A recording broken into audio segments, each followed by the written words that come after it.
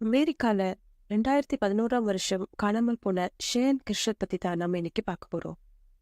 காணாமல் போனப்போ ஷேன் கிர்ஷருக்கு 14 வயசு. அவங்க அவங்களோட அம்மா, அப்புறம் அவங்களுடைய ஸ்டெப் ஃபாதர் டெர்ரி அப்பாஸ், அப்புறம் அவங்களுடைய அண்ணன், தம்பி கூட ஒரு வீட்ல இருந்துட்டு இருந்தாங்க. இந்த ஷேயன் ஒரு நாள் ஒரு லெட்டர் எழுதி வச்சுட்டு வீட்டை விட்டு ஓடி போயிடுறாங்க. எப்படின்னா, அம்மா, அப்பா, நீங்க ஒண்ணும் தப்பு பண்ணல. ஆனா நீங்க வீடு திரும்பும்போது நான் வீட்ல இருக்க மாட்டேன். கவலைப்படாதீங்க, நான் எப்பவும் உங்களை லவ் பண்ணுவேன். என்ன தேடாதீங்க. குட் பை, லவ், ஷை அப்படின்னு எழுதி வச்சுட்டு ஓடி போயிடுறாங்க. போகும்போது இவங்க அவங்க மொபைல் எடுத்துட்டு போகல, அவங்களோட ஜாக்கெட் எடுத்துக்கல, ஷூஸும் போடல. ஏன்னா ஷை எப்பவும் ஃபோன் இல்லாம இருக்கவே மாட்டாங்க. அப்புறம் இன்னும் கொஞ்ச நாள்ல வின்டர் வரப்போகுது அப்படிங்கிறதுனால ஷூஸும் ஜாக்கெட்டும் எடுக்காம வெளியில போகவே முடியாது. அப்படி இருக்கும்போது வீட்டை விட்டு தானா ஓடி போன ஒரு பொண்ணு போனை எடுக்காம, இது ரெண்டையும் எடுக்காம போறதுக்கு வாய்ப்பு இல்லை அப்படிங்கிறதுனால போலீஸ் விசாரணையில இறங்குறாங்க. போலீஸ்க்கு எந்த ஒரு க்ளூவும் கிடைக்காம ஒரு வருஷம் ஆயிடுது. ஷை காணாம போய் ஒரு வருஷம் ஆன பிறகு இன்வெஸ்டிகேட்டர்ஸ்க்கு ஷை ஸ்டார்ட் பண்ணியிருந்த யூடியூப் சேனல் கண்ணில் படுது. ஷேன் 14 வயசு இருக்கும்போதே ஒரு யூடியூப் சேனல் ஓபன் பண்ணி ஹோம் பிளாக்ஸ் வீடியோஸ் போடுறது, காமெடி ஜோக் பண்றது, அந்த மாதிரியான சில வீடியோஸ் எல்லாம் போட்டுட்டு வர பழக்கம் வச்சுட்டு இருந்திருக்காங்க. அப்படிதான் அவங்களோட ஃபர்ஸ்ட் சேனலோட பேரு ஷேயன் 2010.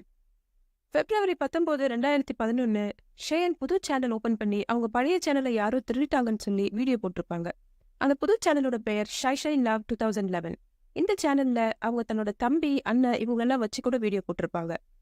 அப்போ சில சமயங்கள்ல அவங்களுடைய ஸ்டெப் ஃபாதர் டெர்ரியும் வருவார். அப்படி சில வீடியோஸ்ல டெர்ரி ஷேயனோட ரூம்குள்ள வரதும் போறதுமா சில வீடியோஸ் இருந்தது. அப்படித்தான் March 7, 2011 மாலை 5 மணிக்கு ஷேயன் லைவ் ஸ்ட்ரீம் பண்ண ஒரு வீடியோ அவங்களுடைய சேனல்ல இன்வெஸ்டிகேட்டர்ஸ் பாக்குறாங்க. அந்த வீடியோல ஷேயன் ஜாலியா ஏதோ பேசிட்டு இருப்பாங்க. அப்போ திடீர்னு ஒரு உருவம் உள்ள வருது.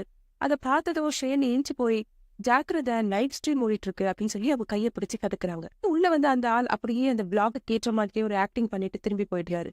அப்புறம் ஷேன் வீடியோவை எப்பவும் போல கண்டினியூ பண்றாங்க. இதான் ஷேர் அப்லோட் பண்ண லாஸ்ட் வீடியோ. சில மாதங்கள் கழிச்சு அவங்க காணாம போயிடுறாங்க. போலீஸ் விசாரிக்கும் போது அந்த ஆள் வேற யாரும் இல்ல, ஷேனோட ஸ்டெப் ஃபாதர் டெர்ரி அப்பாஸ் தான் அப்படின்னு தெரிய வருது.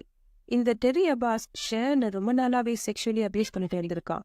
ஷேன் வளர வளர இந்த விஷயம் இனிமேலும் மறைக்க முடியாதுன்னு நினைச்ச அவன் ஷேனை கொலை பண்ணணும்னு முடிவு பண்ணிட்டான். வீட்டுக்கு பின்னாடி இருக்க மரங்கள் அடர்ந்த இடத்துக்கு போய் ஒரு ஆளை புதைக்கிற அளவுக்கு பள்ளம் தோண்டி வச்சுட்டு வீட்டுக்கு வந்து மறுநாள் ஷேனை விளையாடுறது போல அங்க கூட்டிட்டு போய் கழுத்து நெரிச்சு கொன்னு புதைச்சிட்டு வந்து ஒன்னும் தெரியாதது போல இருந்துக்கிறான். அப்போ இந்த லெட்டர் எங்க இருந்து வந்தது அப்படின்னு நீங்க யோசிக்கலாம்.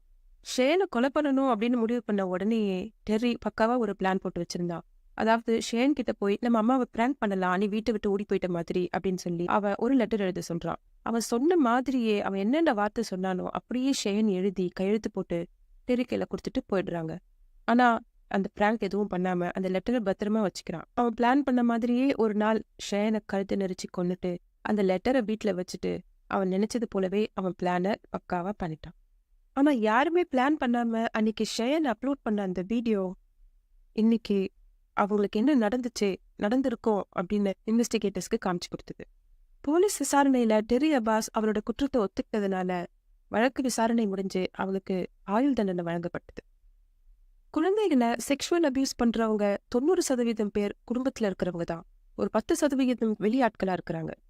அதனால வீட்டுல குழந்தைங்க வச்சிருக்கிறவங்க அவங்களுக்கு என்ன நடக்குது, யாரு அவங்க கிட்ட பேசுறாங்க, எப்படி பழகுறாங்க அப்படிங்கறத கவனிச்சு குழந்தைங்களை நல்லபடியா பாத்துக்குவோம்.